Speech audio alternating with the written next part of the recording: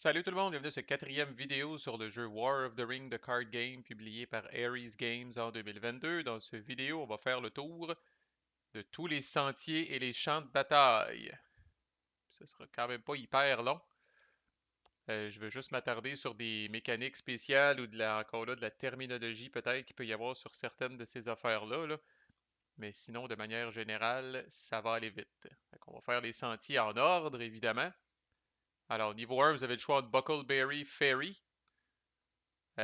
qui, lorsqu'il arrive en jeu, là, le joueur du Mordor et le joueur Hobbit pigent une carte chacun. Ça va bien. La Comté, que le joueur du Hobbit pige deux cartes. Ou le camp de Gildor, où l'elfe pige une carte et ensuite cycle une carte de sa main. OK, là-dessus, il y en a 2 sur 3 qui ont un bouclier. Il y a juste la Comté qui n'a pas de bouclier par défaut. Je vous dirais que de manière générale, puis il n'y a pas de, faut connaître un petit peu là, la progression de la compagnie, là. Euh, il y a des numéros de sentiers où tous les sentiers sont positifs pour la compagnie, puis il y a des numéros de sentiers où tous les sentiers sont négatifs pour la compagnie. Fait que ça, je trouve ça intéressant parce que, tu sais, s'il y avait eu un sentier horrible là-dedans, puis deux sentiers très bons pour la compagnie, ben là, il y a du monde probablement qui aurait chiolé puis qui aurait dit, c'est bien, j'ai perdu la game parce qu'au premier sentier, j'ai pogné cette petite chenoute-là, qui est de la merde, plutôt que de pogner, par exemple, la comté ou le ferry. Mais vous allez voir, là, comme, bon, il y a celui-là ici, vous allez dire, tu sais, le joueur du Mordor et le joueur du Hobbit pige une carte, mais encore là, c'est pas négatif pour la compagnie vraiment. Au final, chaque camp va avoir une carte de plus, puis il y a un de défense. Celui-là, c'est le joueur du Hobbit qui pige deux cartes, il n'y a pas de défense, mais tu sais, le joueur du Hobbit a quand même ce qu'il faut pour se protéger. Puis ici, il y a un de défense, puis il y a quelque chose de positif. C'est pour vous donner un exemple, quand on arrive dans le sentier numéro 2, fait que dans la vieille forêt, chaque joueur des peuples libres doit forsaker une carte. Puis on va revenir là-dessus, là, je vais rien que faire le tour. Le fameux Weathertop, où le joueur du Mordor pige deux cartes. Et l'auberge du Prancing Pony, où ça l'avait brassé quand même un petit peu. Chaque joueur du Shadow pige deux cartes. Donc ça, c'est au total quatre cartes de plus d'avantage là, pour les méchants. Là. Fait qu'on voit ici là, qu'en comparaison à ça, là, tous les sentiers d'eux sont mauvais pour les peuples libres. Forsake, on revient sur ce terme-là parce que c'est important en crise. Fait que là, maintenant, je peux l'expliquer de manière encore plus générique, là. Mais comme là, ça dit chaque joueur des peuples libres doit forsaker une carte. Forsaker une carte, c'est d'éliminer une carte, puis vous pouvez l'éliminer de trois endroits possibles. Votre main, votre réserve ou la première carte de votre deck aveuglément. Puis vous devez faire le choix, encore là, je le répète, vous n'avez pas le droit de checker la première carte de votre deck puis de dire oh non, non, je ne ferai pas ça. Si vous dites ouais, je veux rien forsaker de ma main, je veux rien forsaker de ma réserve, ben vous allez avec la première carte de votre deck. Quand vous forsakez une carte comme ça, vous avez le droit de la regarder en secret, mais vous la mettez face down dans votre eliminated pile. Les autres joueurs ne savent pas c'est quoi. Ils ne savent pas que vous venez peut-être de perdre tel personnage, telle armée ou peu importe. Là, quand ils commencent à connaître les cartes, là, ça garde un petit peu de secret. Le Prancing Pony est probablement le plus horrible. Là. Un désavantage de 4 cartes, c'est quand même assez majeur, mais au moins il y a un de défense. T'sais. Sentier 3, où là c'est plus positif pour la valeur aussi en point de victoire. J'ai remarqué la valeur en point de victoire des sentiers d'un même numéro est la même. Fait qu'encore là, vous pouvez pas dire ah, j'ai pogné le super sentier qui valait 3 points de victoire versus celui qui valait un point de victoire.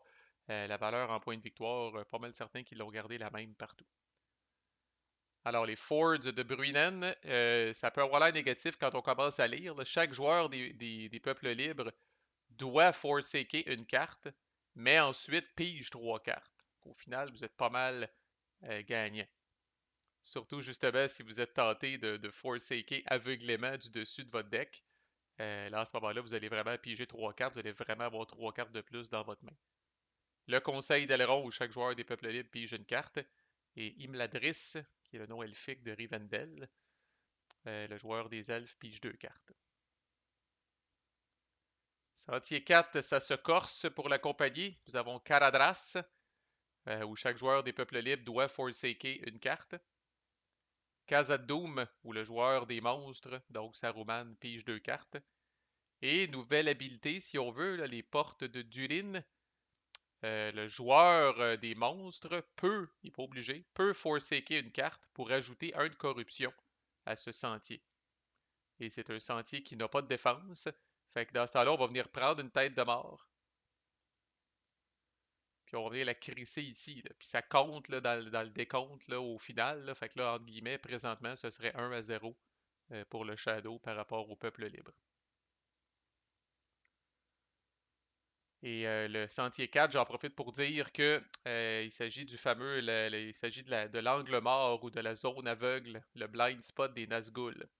Les Nazgûl qui sont extrêmement nombreux, je pense que les 9 sont là, dans le deck de Mordor, peuvent aller sur les sentiers 1 à 3 ou 5 à 9. Ils peuvent pas aller sur le sentier 4. Là. Mais vous avez autre chose, vous avez le Balrog, puis une couple d'autres schnouts qui peuvent aller dans les sentiers 4, mais quand même. Sentier 5, autre petite pause pour les peuples libres. Lothlorien, l'elfe pige une carte et cycle une carte de sa main. Dimril Dale, chaque joueur du Shadow doit cycler 2 cartes de sa main. Ça fait quand même chier pas mal. Et Egladil, chaque joueur des peuples libres pige 2 cartes et ensuite cycle une carte de sa main. 6. Ça chauffe pour la compagnie. Le Marais des Morts, le joueur des monstres pige 2 cartes. Amonhen, le joueur du Mordor, pige une carte et cycle une carte de sa main. Et Emin Muil, où chaque joueur des peuples libres doit forsaker une carte. Numéro 7, petit répit avant le dernier droit. Osgiliath, le joueur d'Unedain, peut forsaker une carte pour piger 3 cartes. Les Crossroads, chaque joueur des peuples libres pige une carte. Et Enet Anun, le joueur d'Unedain, pige une carte. Puis j'ai mis les autres comme ça ici, là, mais vraiment, là, à partir de 8, ça chauffe en crise. 8 et 9, ça chauffe consécutivement. J'ai remarqué que ça alterne. Là. Positif pour les Free Peoples, positif pour le Shadow. Mais 8 et 9, on est rendu un petit peu trop proche du Mordor. Là. Ça chauffe dans les deux cas pour la compagnie. Fait que Morgul Vale, c'est un peu particulier. Là. Le joueur du Mordor pige 5 cartes. De ces cartes-là, peut jouer à un personnage Nazgûl et ensuite va cycler le reste de ces cartes-là.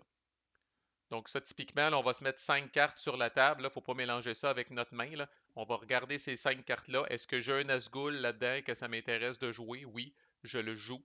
Puis ensuite, je prends les 4 autres cartes puis je les cycle. Jouer un personnage Nazgûl veut dire que vous pouvez le jouer en réserve ou vous pouvez aller jouer sur un Battleground ou le jouer sur un sentier s'il a le droit d'y aller. Le repère de Shelob, le joueur des monstres, pige 2 cartes. Et Kirit Ungol, le joueur du Mordor, pige 5 cartes. De ces cartes-là, peut jouer une carte armée. Et ensuite cycle le reste. Même principe, peut jouer son armée en réserve, peut jouer son armée directement sur un Battleground si c'est approprié. Et 9, on est dans le fucking payant. Et à partir de 8 aussi, là, on oublie la défense gratuite pour les peuples libres. C'est terminé sur les sentiers. Là. Et 9, c'est fucking payant là, pour garder la game excitante jusqu'à la fin, l'enjeu présent jusqu'à la fin. La Crack of Doom, le joueur des monstres, pige 2 cartes. Morgaille, vous ajoutez carrément un de corruption sur ce sentier-là. Et Orodruin, où le joueur du Mordor pige 2 cartes. Ce sont les sentiers dans toute leur splendeur. Et maintenant, nous allons voir les Battlegrounds en commençant par ceux des peuples libres. Alors, Rivendell, 2 de défense. Le joueur de l'elfe pige une carte et cycle une carte de sa main. Très dur à attaquer parce que seuls les monstres peuvent l'attaquer du côté du Shadow, alors c'est pas facile. Dolamrot, le joueur d'Unedain, peut forsaker une carte pour piger une carte. Il n'est pas obligé. Difficile aussi parce que seulement les Southron peuvent l'attaquer, puis ils ont quand même 2 de défense par défaut. Minas Tirith, le plus tough à prendre peut-être, le joueur d'Unedain peut forsaker une carte pour piger 3 cartes. Le seul Battleground avec 3 de défense par défaut, c'est tough en coalice. Au moins, c'est le Mordor et les Southron qui peuvent attaquer, là, mais tough en asti à prendre. c'est aussi le plus payant, avec 3 points de victoire. C'est pas une surprise étant donné son importance stratégique dans le jeu. Puis élargir, le plus faiblement défendu, seulement un de défense. Le joueur du Nodane peut forsaker une carte pour piger une carte. L'effet est ordinaire aussi pour les peuples libres. Par contre, seuls les Southron peuvent l'attaquer.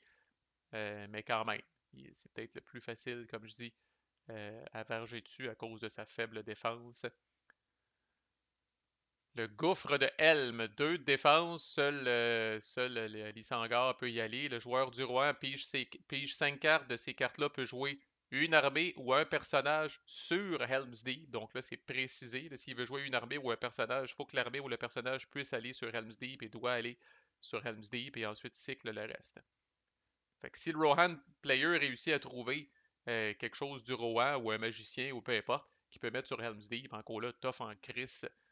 C'est fait gratuitement, ça, cette affaire-là, fait qu'il va être tough en crise à prendre.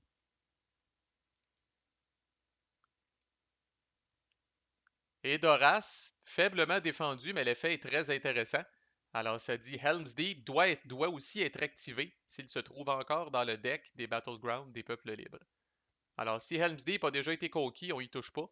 Par contre, s'il est encore dans le deck du joueur des peuples libres et qu'on révèle Edoras, on va révéler le gouffre de Helm en même temps, ce qui est très thématique, qui représente la fuite là, des gens du Rohan de Edoras vers Helm's Deep. Alors là, oui, ça c'est un cas où on se retrouve avec 2 Battlegrounds gentils en même temps. Puis le Shadow peut attaquer les deux s'il veut.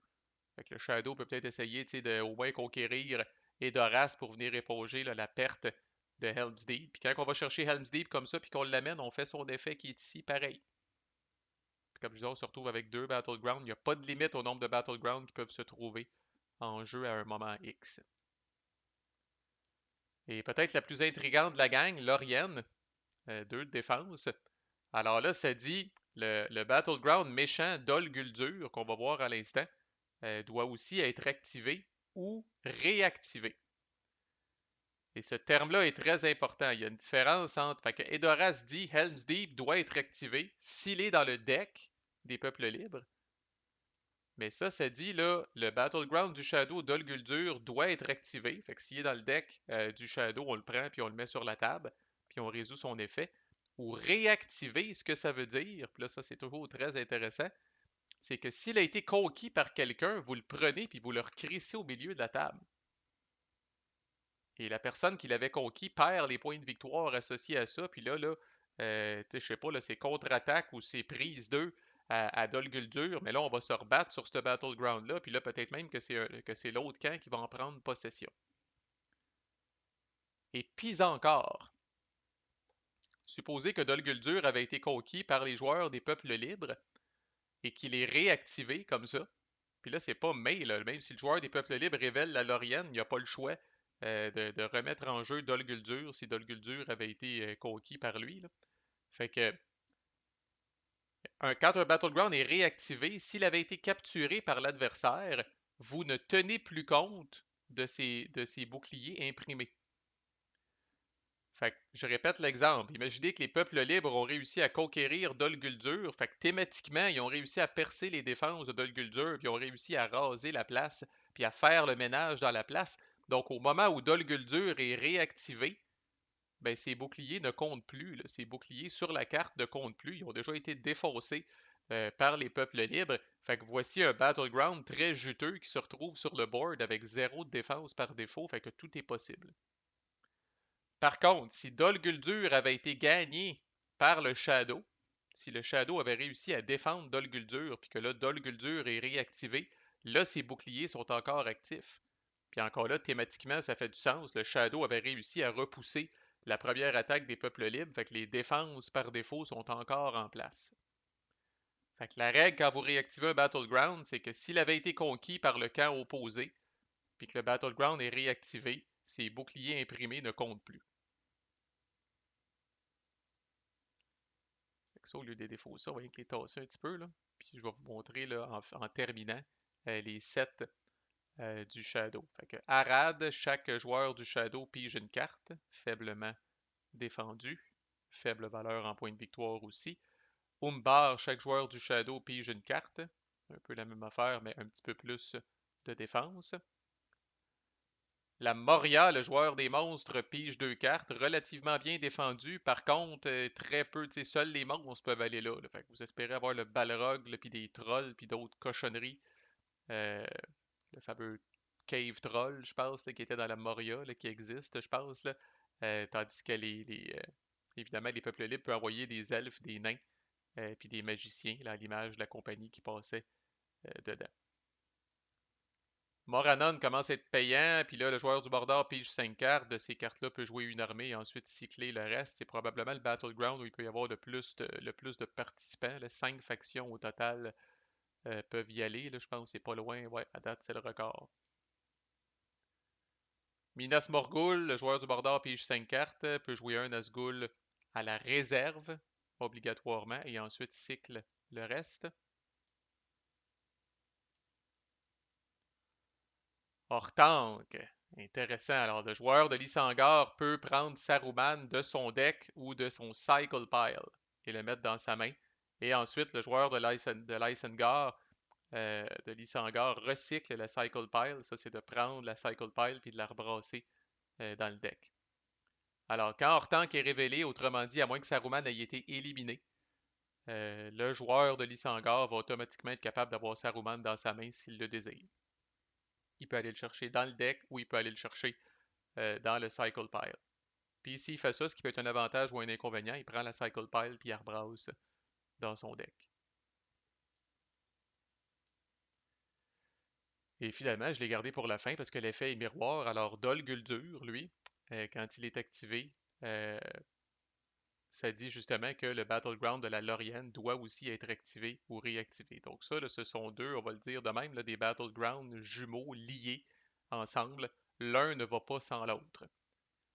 Si la Lauriane est révélée, Dol Guldur va être aussi ajouté. Si Dol Guldur est ajouté, la Lauriane va être ajoutée automatiquement. Petite twist intéressante entre ces deux-là. Même principe, si le Dol Guldur est révélé, puis la Lauriane avait été conquise, si elle avait été conquise si elle avait été gardée par les peuples libres, parfait, elle revient en jeu, puis elle considère sa défense. Si elle avait été conquise par le joueur du Shadow, ben là, à ce moment-là, la défense imprimée est considérée inexistante parce qu'elle avait déjà été percée à l'origine.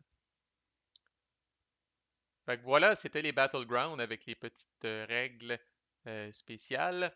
Prochaine vidéo, là, on va regarder les joueurs dans l'ordre. Fait qu'on va regarder le joueur de Frodon, donc les nains, le Rohan, les hobbits et les magiciens. Énormément de variétés. C'est le deck qui a le plus de variétés dans la gang. Fait qu'on va s'attarder à ça, plus peut-être d'autres mots-clés ou d'autres petites mécaniques spéciales écrites sur les cartes qu'on n'a pas vues encore. À plus!